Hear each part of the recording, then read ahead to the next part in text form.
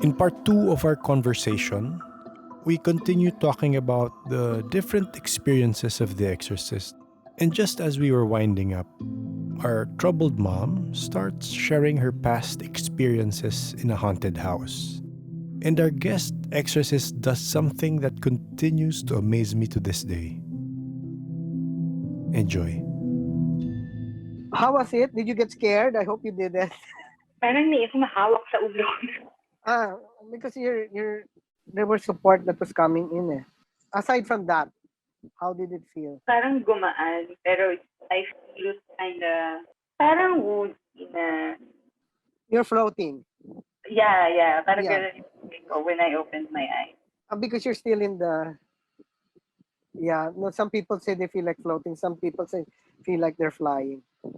You're trying to adapt back. Parang jelly legs. Yeah, because you're in the area of the non-physical. That's what we kind of moved into that space. And some people feel like they're high or they're flying and some people it takes longer for them to get back into the physical. Ang weird kasi what I can see when I close my eyes was color green. Oh, okay, that's good. That's a healing. Oh. Saint Raphael was present. Archangel Raphael. We asked for healing and he's the one that brought the healing. Did you because I saw a being of light right next to you, so I don't know if you. I saw something, strange when I closed my eyes. It was like a super small thing. It was like jumping. I saw it twice. And then I could feel nga na parang, when you said may message, was the message for me? Well, for it might be for each of you, but distinctly, I had to say that because I saw there was a light being next to you. That was really okay. Well, I say light being because I don't want to put labels. Usually it's angels or what, but I'm never sure, diba? I presume they're the guardian angels unless they really make themselves, but there was someone next to you, so I was figuring it wanted to tell you something. Was there? Did it give a message to I you? don't know why. I was trying to like listen or see for a message, but I couldn't. Basta so di ba when I close my eyes, I can only see parang red.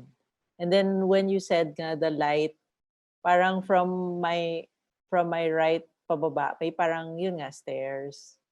Tapos so yun nga, I could see this black, small, tiny thing jumping. But it wasn't anything scary. Parang it was like happy and I don't know what it was doing. Basta it was jumping. Parang it was doing somersaults. Yun lang yung nakita ko. You? Wala You- personally. Wala ko na ano. There's a mirror. I don't know where it is. Na may konting parang chip on the side. Parang, Sa'yo yun. Sa mirror doon. Yan. okay. It's sealed na. When we were spreading it, I saw it and I said, oh, okay.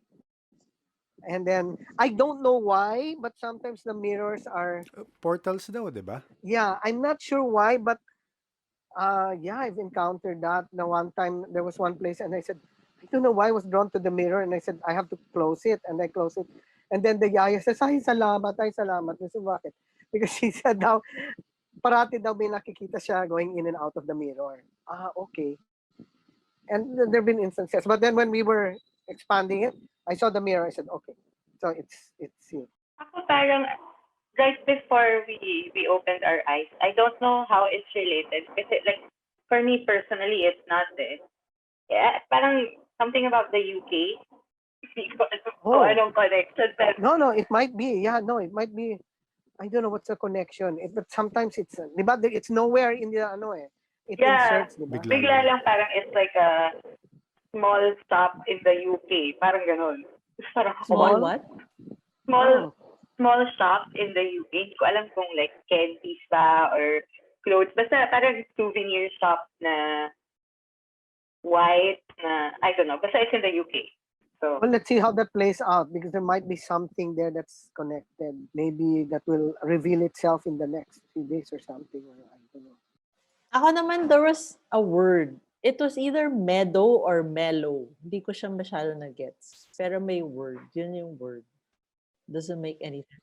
Pero wala, it wasn't heavy. There was no resistance. No, nothing. Yeah, nothing. because in some places, oh wow, there was like, I remember one, we were doing that, we couldn't enter a bathroom.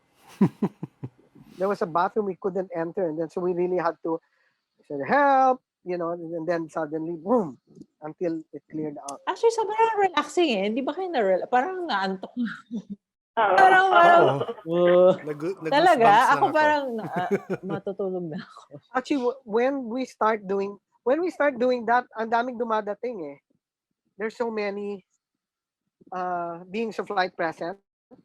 And I think the ones that are specific to the people is the one that I see that, oh, they're standing next to the person. Next to the person. Now, there always is, but then some, they're more pronounced. And when I see more pronounced, I think it's because they're kind of like calling my attention.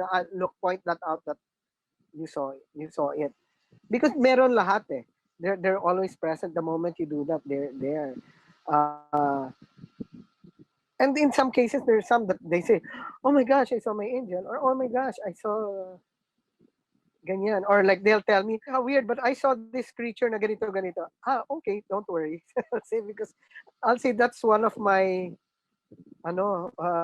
my friends that goes to clear, and it doesn't appear human. It appears as a certain animal, and then they'll tell me, I saw a ganito," and then, oh, okay, I know who that is.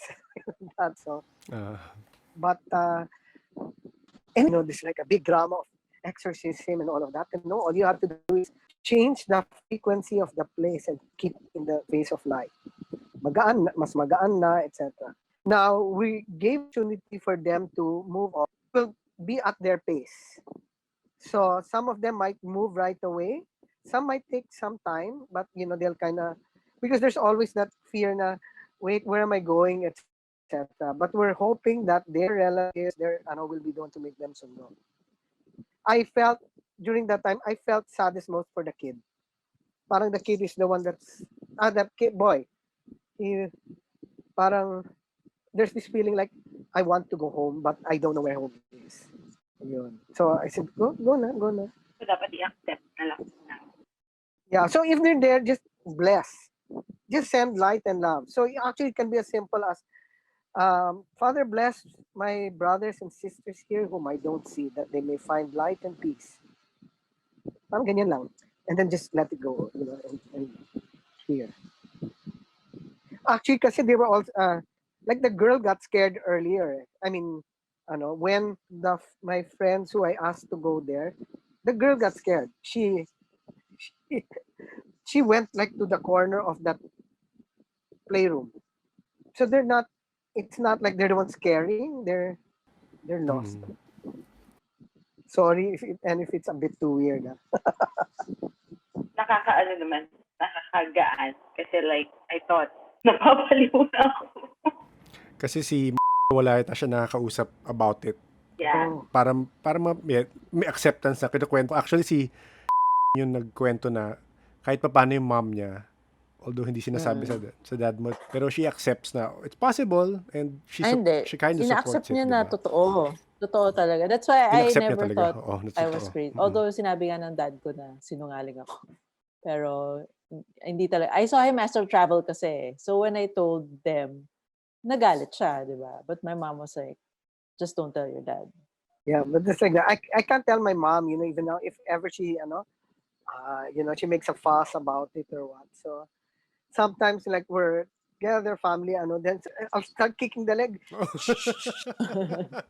Mom might hear.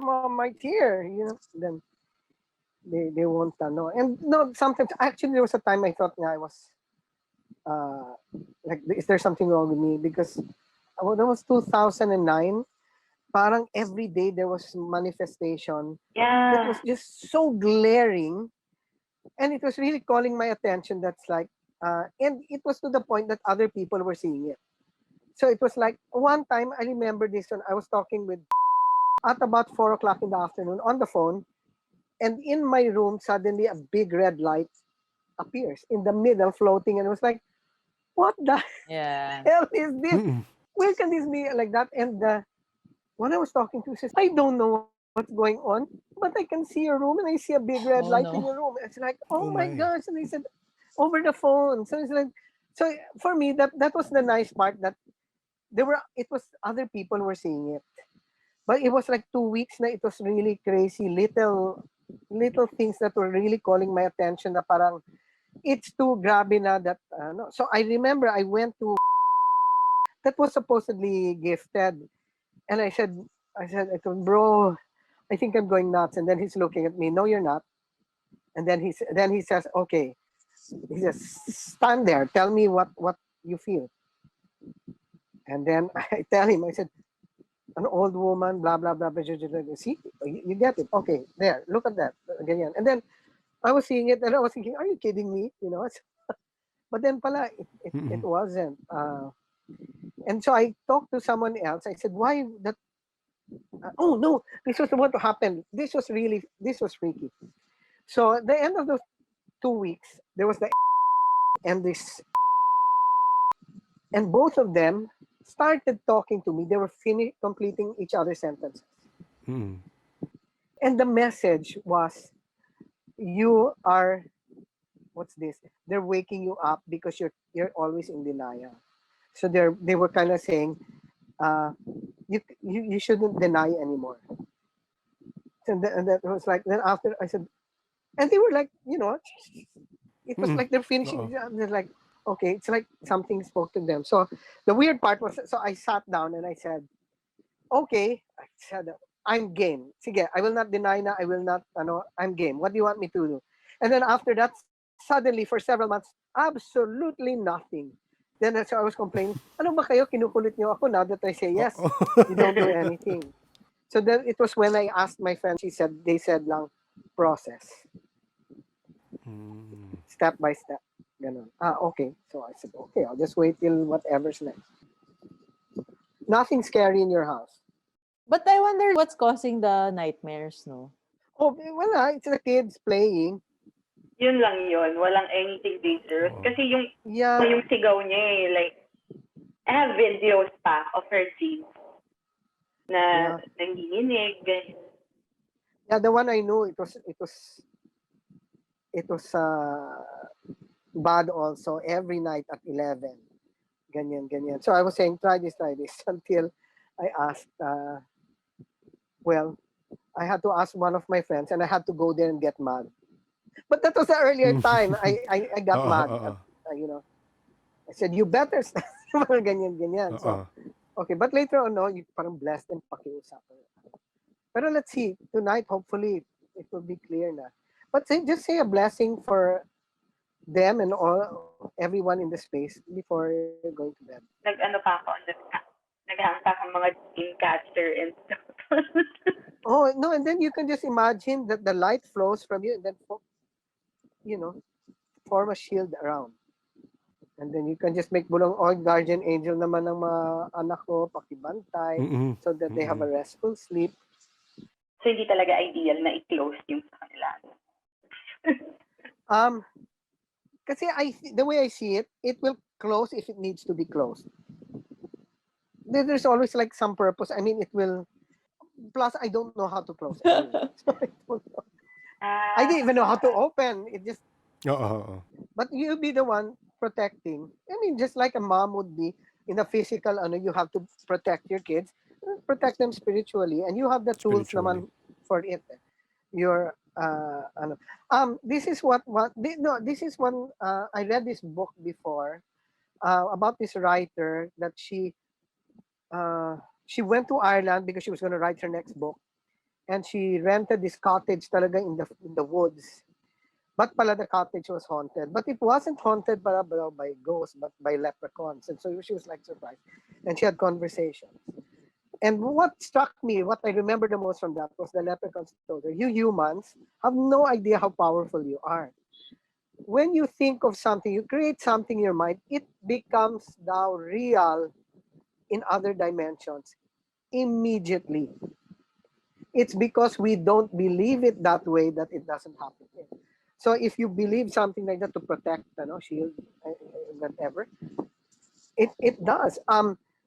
My basis also for saying that is I did mention that I had that surprise exorcism. It was really, really tough and intense.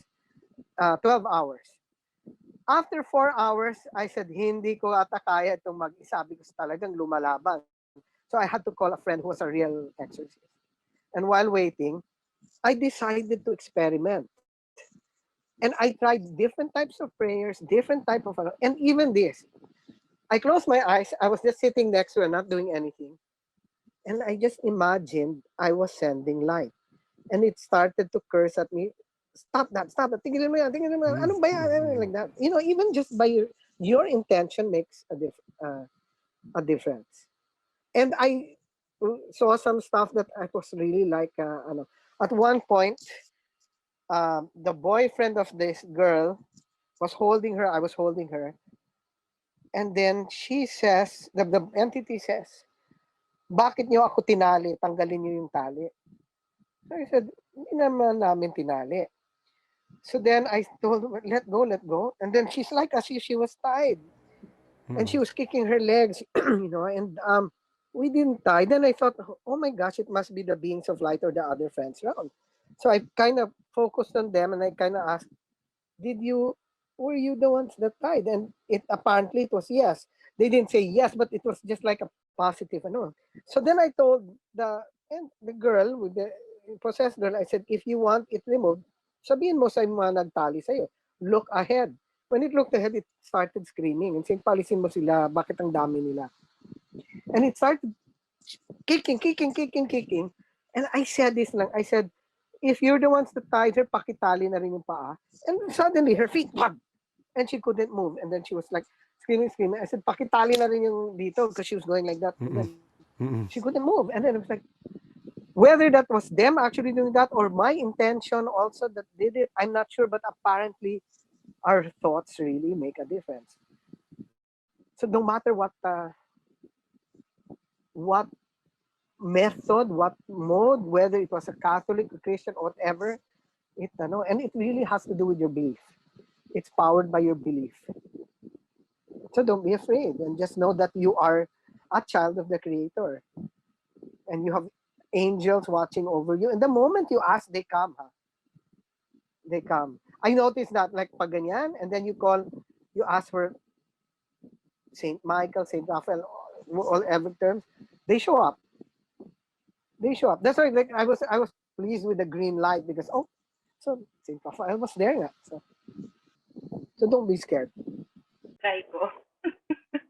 It's more of kasi, hindi yung scared. Alam mo yung gulat? Parang pag madaling yes. araw, tapos biglang, what? Wait! I'm the same. I'm scared of her. Say, just don't make me gulat. Just don't make me gulat. That's the just don't make me gulat. So ako sometimes before I ask my friends, can you enter there and clear the space before I go in there if I'm scared of you clear. So in your case, if you're you ask your guardian angel, can you step forward and clear the space before you go there, and then you kind of know na okay, it's but yeah, I'm scared of gulat. So and the duendes and whatever, they never show themselves. Told me that long ago. They don't show themselves because they know magugulat ako. Gulatin ako. Because there's a white lady here in the house. The white lady is not a ghost. She's a different people say one. They say diwata, yung iba encantada. I don't know the difference.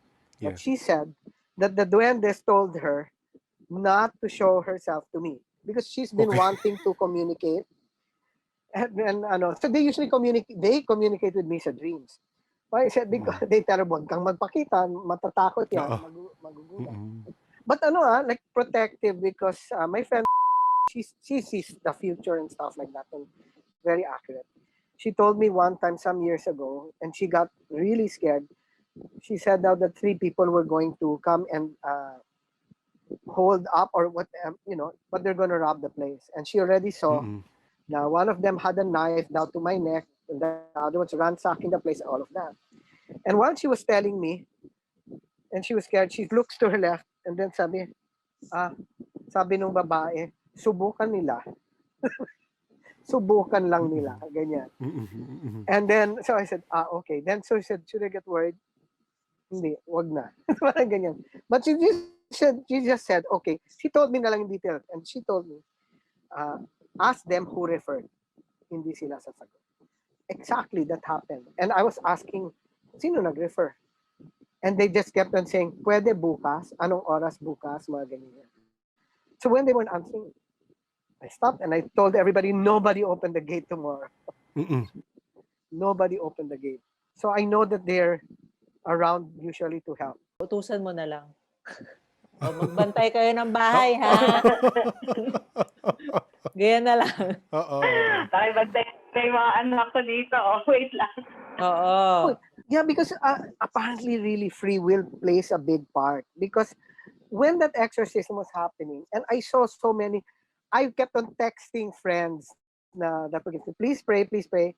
And then I'll become aware, okay, someone else, talagang dami na in the room na may angels and other light beings. And I asked, ang dami nyo, why don't you just yank this thing out? And the answer was free will. She has to make the choice. It's always free will. And one time, actually the first time that I did an exorcism on my own, I got hit back some months later. Because it was biglaan also. We were with these people and then suddenly this girl starts, oh no, and then suddenly I just had to, I had just to jump into action. And then we cleared it. And then months later, I got this really, really bad skin infection. One of my worst experiences of my life. That my doctor was saying, how the hell did you get that? Did you go into the jungles of water? What, parang some microscopic, that burrows under the skin and whatever. Torture. And I was taking medication and all of that, but it was taking so long. So I went to the healing house. I don't know if you've heard of the healing house. There's a house there wherein a lot of alternative healers gather. And every Tuesdays, well, before pandemic, it's like community day where all of them go. And then it's like 500 pesos, choose your healing modality. So I went to my usual healer. And for the first time, she looks at me and she says, she's taken aback, wait, ha. And she calls somebody else, the resident Ghostbuster. And then she looks at me and it's like, they're looking at me like, I said, what's wrong? And then she said, did you do any form of spiritual battle lately? Yeah, I had an exorcism 3 months ago. Did you protect yourself? I said, I think so. Then they go, I don't think so. Like that. And so why? Because it hit you back and he's still there. And then the moment he said that, I saw it na.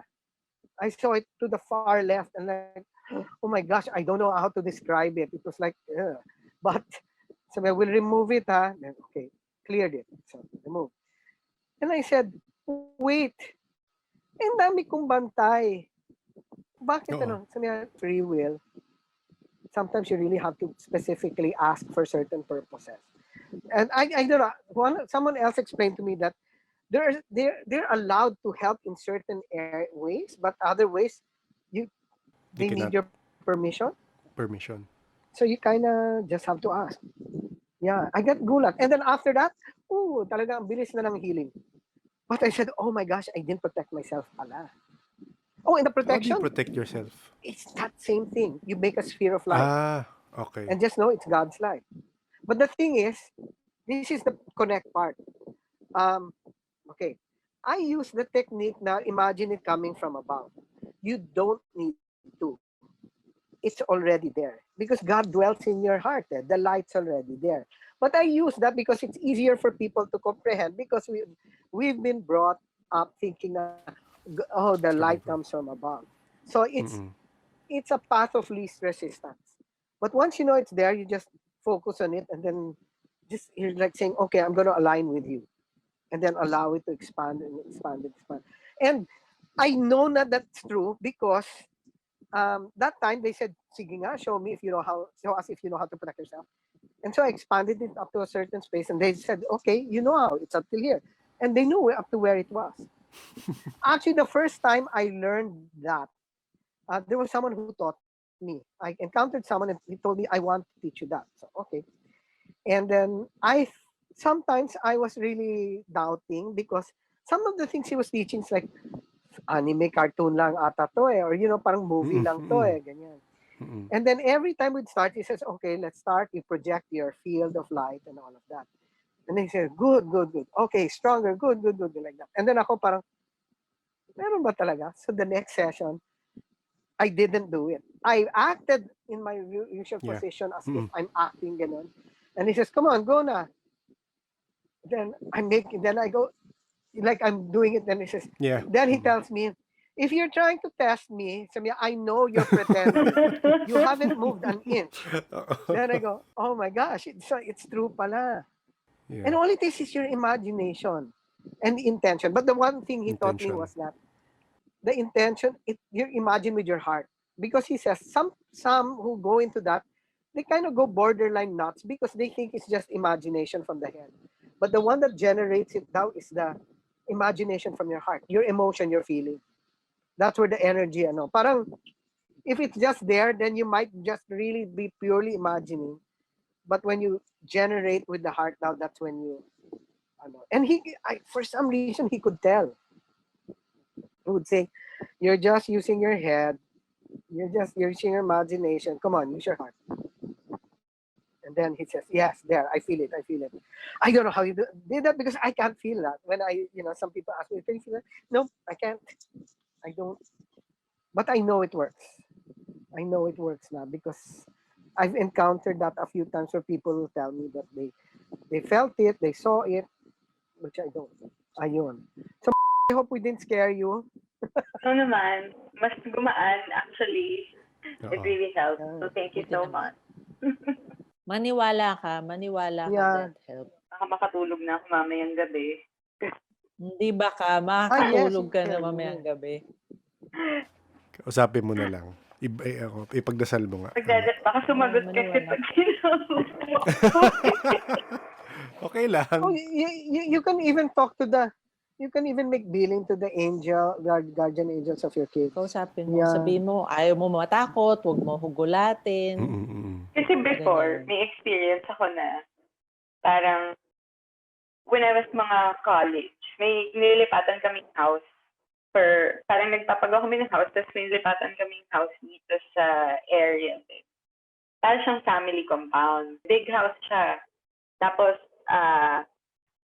yung house na yun, parang since lumipat kami, mga tipong makikita mo yung volume ng TV, na habang nanonood ka katabi ng remote, nakikita mo gumaganon yung volume, naglilipat ng channel. Oh my gosh. Tapos yung piano namin, tumutugtog mag-isa. Habang nandun ka, nakikita mo nagpa-press yung gano'n. Tapos, basta lahat ng friends ko na pumupunta doon, laging may something. Tapos even yung mga yaya umaalis kasi hindi sila nakakatulog. Tapos parang may one time umuwi kami from EK, yung yaya, umakyat siya ng stairs, bit yung brother ko kasi tulog na. May babaeng naghihintay na nakaupo sa stairs, mga ganon. Wait, oh my God. Basta sobrang wild nung house na yon. Like, mga 1 year lang kami doon. I wanted to say, I saw a lady sitting on the stairs. And then you said it. And then, oh no. Okay, wait. I'm seeing gate that's kind of old, metal gate. I'm seeing like, I don't know if it's a driveway. I'm seeing there's concrete steps going to the house. Yes. And then, wait, parang on the side, there's like a little garden and there's the big tree. Yes. No. Yes. There, okay. I saw a lady sitting on the steps. And I saw some people looking out the window. Yes. Tapos parang yung friends ko, kasi yung house ko, it's the nearest house to the school. It's really old, huh? I mean, it's like Yes. older architecture. Parang Super old. Like, 40s, 50s, or something like that. So my friends, pag break nila, matutulog sila doon. Tapos I have this friend na natulog doon, tapos ginugulo siya.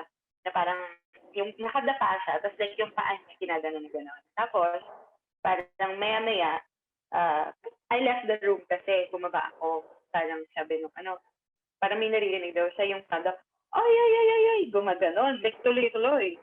Tapos parang maliit yung boses, ganyan.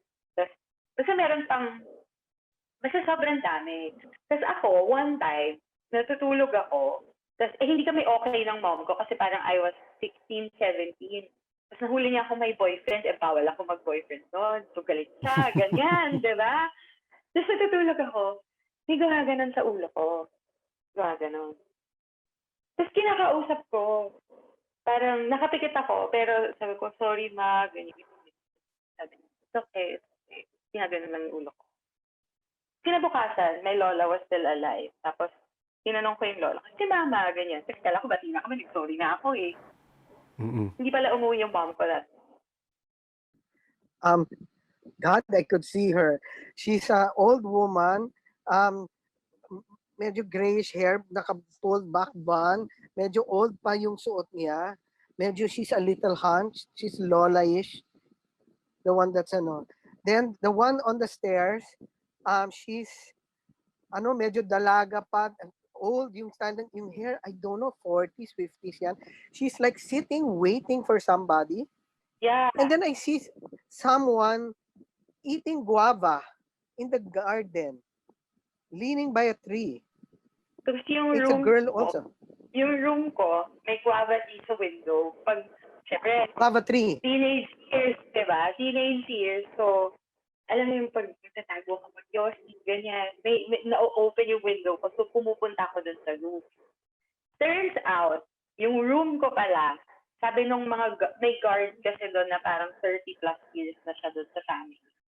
Doon sa mismong room ko, may nagpakamatay. Ay, may duwende din doon. Wait, sorry. Oh my gosh, the house is teeming with Sobra. Tapos parang every time, nung time na yon parang medyo normal na siya sa akin kasi everyday nangyayari. So like, we talk. I talk to them na, uy, wag naman ganyan, ganyan. Kaso pag sumasagot, nasa-stress ako kasi like tatawa ng sobrang lakas, mga ganon. The girl by the guava tree is medyo may attitude. May pagkamaldita siya. Parang she's almost bitchy. Hindi ko alam kung siya ba yung nagpakamatay or parang may nagtiki daw doon sa room. There's so many. There's someone cooking pa. Yeah! Oh my God, nakikita nila, nangyayas yun doon. Na may nagluluto. Yes, there's someone cooking. I can see pa, may apron, nagpupunas ng kamay pa sa apron. Grabe that house. Pero ano siya, parang wala siyang pakialam. Para bang not interacting with the people. Parang luluto ako. So kahit may nang luluto, may gano'n, parang bahala ka sa buhay mo. Nagluluto siya. Non-interactive ata siya. Pero yung iba, interactive na.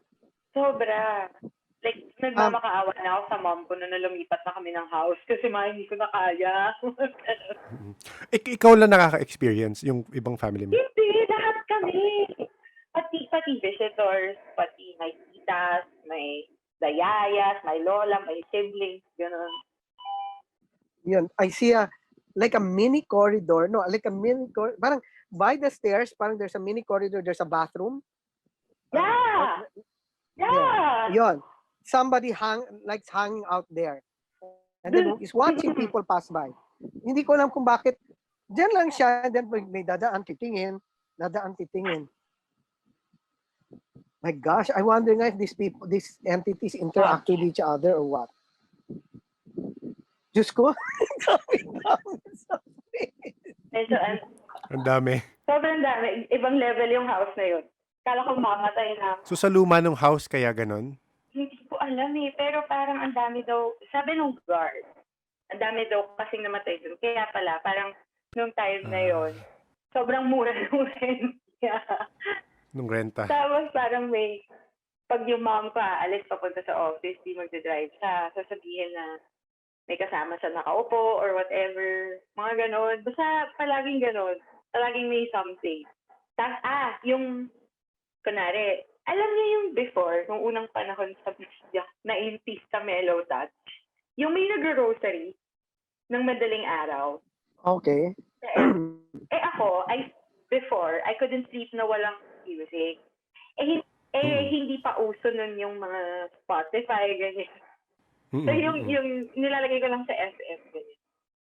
Tapos, papatayin ko na pag matutulog na ako. Tapos, sakto yun. Pag nag-grocery na ng madaling araw, lagi bubukas yung radio ko. Almost every night. So parang ako, magdadasal na naman tayo dito. Alam mo yun, yung Oo, oo, ang oo. creepy pa naman ng boses sa radio pag nagdadasal, di ba? Madaling umaga na, oo. Okay na, nangyari na yun. Years after, meron kaming kapitbahay doon na, since family compound sa, yung isang house doon from a family member na parang sa age sa ng brother ko or younger than my brother, na playmate niya growing up. Turns out, parang biglang schoolmate sila sa tapos, same org sila. So, naging friends. So, parang siya, are you the boy who lives next to us? Ganyan. So, parang followers sila nga. Tapos yung brother ko, parang out of the blue, he was telling the boy, parang, you know, di ba, we used to live there, then that house was ganito, ganyan, ganyan. Tapos parang sabi nung boy, oh, it's still like that. Our house is still like that. Na parang in the middle of the night daw, like magkasabing house yun eh. Hindi ko alam kung paano yung nirentahan namin. Pero yung house nila, like right beside. Sabi nila, ngayon daw, parang sa kanya naman is ganun din. Parang yung radio, bumubukas nga ng madaling araw. Just parang the radio talks to him or something. Parang open the door. Mga ganun nagising siya. Tapos sabi niya, one time daw, alam yung mga millennials. Sige nga, I'll open the door, ganyan. Tapos inopen daw niya. Sobrang laki ng compound. Like, ang laki talaga. Parang mga ano yun eh. Siguro mga 1 or 2 hectares na malalaki yung bahay inside. Oo. Tapos pag inopen niya daw yung door, parang super pitch black, ganyan. Wala kang makikita. So, parang the whole compound is haunted. Parang ganyan. The other one I saw is, I don't know if he's a driver because he's fixing a tire. Nakaupo siya. You know that type na parang you're just sitting, I don't know how you say that. Your knees are folded and you're crouched down. And he's wearing almost like his trousers, and then he's wearing a sando. But he has a white short sleeve. The hair is pomade. I don't know if this is 50s or 60s. Naka-sling yung shirt niya habang nag-aayos ng tire. And he has not a toothpick eh. It's like siguro parang a stick, a little thin na nasa ano habang nag-aayos ng. I don't know why he's very prominent. Maraming nakakita doon na like naglalakad na hold yung attire, mga ganon. At talaga? Madami like weird. O siya. Thank you. Thank you, Yes, I mean, we've taken up too much of your time, and thank you for It's aliw din. for helping out. I hope it Sa helps. ulitin. Yeah. Wait, but you have a show or something? Actually we have it's a podcast. In rin, we remain anonymous talaga kasi same as you. Ako, I don't tell my parents I do this kasi they will judge me. I know they will judge me if they know I believe. So talagang anonymous. We don't put names. Pag we interview people, we don't put names. Actually is a listener, and then she reached out na parang yun nga, medyo desperado. Sarado na talaga ako. Tapos na-mention niya kids. So I asked, kilala ba kayo nakaka-close ng third eye? And ask another friend, she talked to him na. Oh, okay. Kuya, baka if you have the time, No, we can interview you. I'm curious to watch also, to listen pala. I noticed there's so many, but they're also afraid. So sometimes we're trying to. My friend, yung Exorcist, he's not a priest or what. He just grew up knowing how to exercise. And he says, how do you know? Wow. I don't know. I just know how. And I remember when I first encountered him, he was like about 21. And I assisted him in an exorcism. And he was like, I thought I was watching an old man, an authority figure when he was doing it. But anyway, he was saying his gifts are limited. So, I can't see, I can just do certain things. Like he says, I want to get people together, diba? Like that, who can share their gifts to help. Because sometimes everybody has particular gifts. Some can see, some can hear, some hear, etc. And then magtulungan. That's why I said, it's good to be able to find out more people. And I find that there are some, but quiet lang, ha? Parang Oo, yes. Tsaka actually, based sa interviews namin, nakikita namin yung pattern na same as kay she can see clearly and talk to them. Yung iba, nafe-feel lang. Nafe-feel lang nila na may presence, o iba naririnig lang. So talagang iba-ibang levels of sensitivity eh. Yeah. And I think the more we find out it's nothing really scary, the less Yes.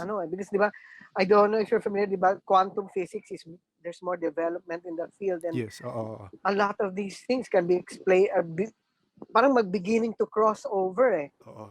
Different lang talaga sila. Parang dimension. Oh, Parang, different dimensions lang, diba? They're talking now about stuff like there's infinite parallel universes, so maybe yes. they're just on Yes. a Oo. different frequency, diba? So it's like, okay, it's beginning to seem less superstitious, but parang, oh, Yeah. Parang science lang before na it seemed like parang magic siya, pero in reality, it's yeah, explainable. Nakakagulat nga kasi, lang. nakakagulat.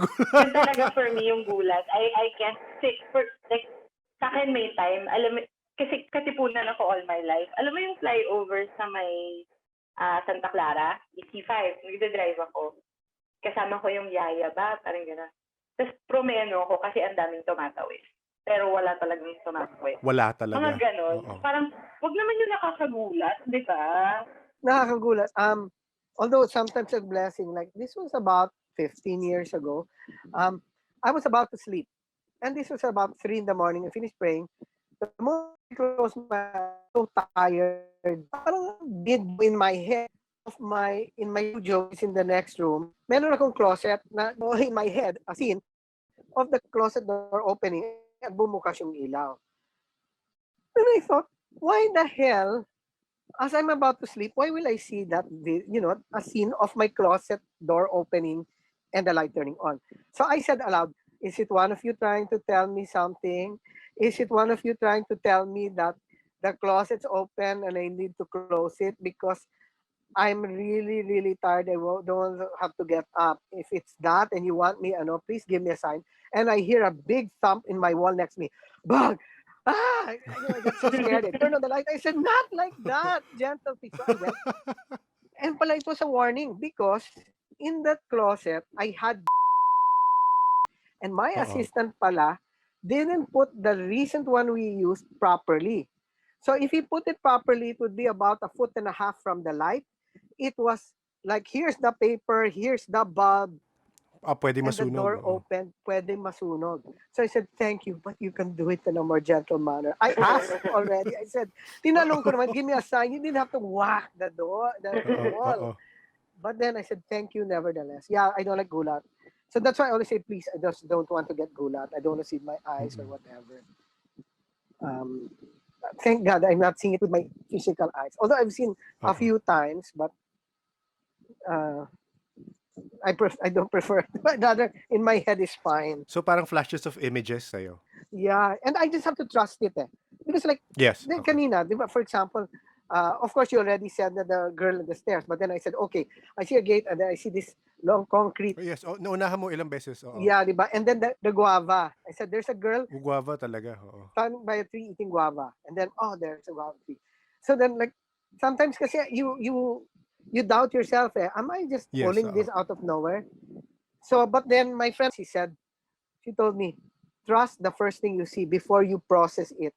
Before you usually that's it. And I noticed that many of my mistakes later on are from, oh no, that's too weird. So I will reinterpret it and then mali pala. And then later on I find out, the original thing kasi like, parang, what the hell is this thing? And I didn't say it, so I said something else. And then later she explained, no, it's like this. Then I go, I should have said that because that was it. Oo. And sometimes though, you get the wrong interpretation. Like the Yes. kanina, I think it was Cynthia. But it was pretty clear and may sinabing name. So I said, so who's Cynthia? It's not naman your relative. But who knows, maybe there's some old relative that's Cynthia, or I don't know. Then I have to let that go. Because before, Yes. if I find out I made a mistake, oh no, I made a mistake, baka then become insecure, then it ruins everything. So I just let it go. Okay, maybe that will show up later. Maybe it was a wrong hearing. Feeling ko it's feeling ko kanina, it was like Josefa, not Cynthia. Or maybe, I got it wrong. Because lately, The guy, lola ko napapanaginipan ng cousins ko, parang sunod-sunod sila eh. the guy naman na parang military short sleeve eh. And then I think military, pero naka-short sleeve. Di ba military? Usually long sleeve ba yun? I'm not sure. But Baka yung parang may plain clothes version sila na short yung parang pang sleeve, casual pero nila short sleeve. meron siyang, may position siya, parang ganun, may konting, I don't know what that is on the pocket and whatever. And he looked a little old. But he was there for support and I just know he's connected to you. So maybe an ancestor that was in the military. Parang before, alam ko my lolo was in the government, but hindi ko sure if military na siya. Thank you so much. Interesting afternoon. Thank you. You're most welcome. Okay, bye-bye. Thank you again to our guests for allowing us to share this call. A special thanks to the Exorcist who took the time out of this day to help our listener. And thank you also to T for reaching out to the Exorcist. Gusto ko lang mention para sa mga hindi masyado nakapansin, towards the latter part of the conversation, nung nagkwento yung guest natin about her experience sa haunted house, after mentioning the ghost by the stairs, nauna na si Exorcist magkwento about all the other spirits he saw inhabiting the house. At lahat yun na-confirm ni guest. The only editing we did there was probably to remove short pauses, as the Exorcist probably paused for maybe 5 to 8 seconds before he tells us what he saw. I cannot begin to explain how he does it. I'm amazed and awed nonetheless. The Exorcist explains it a bit, describing how the images come to him and how he does not process the logic before saying anything. This is the unexplained world we live in. The more we get to talk with people with unusual experiences, the more this invisible world comes to light. This call was made a few months back, and we've actually talked with our troubled guest again just a few weeks ago to check up on her and ask her about her experience growing up with a third eye. So please watch out for that episode. If you've had experiences similar to what you've heard, or if this episode has helped you in some way, do get in touch with us at paranormalsph@gmail.com. We would love to hear your story. The Paranormal Podcast is engineered and produced by F90 Productions. Rate and review our show on Spotify, Pocket Casts if you enjoyed it. Again, thank you for listening and stay safe.